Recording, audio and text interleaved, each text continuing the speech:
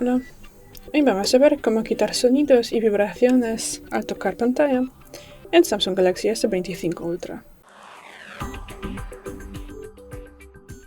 Para esto pasamos a los ajustes, luego buscamos la pestaña Sonidos y Vibración y al principio entramos en Sonido del sistema. Y bueno, aquí desmarcamos interacciones táctiles, teclado de marcación y también teclado Samsung. Luego salimos, bajamos un poquito más y pasamos a la vibración del sistema. Bueno, y aquí tenemos que hacer casi lo mismo.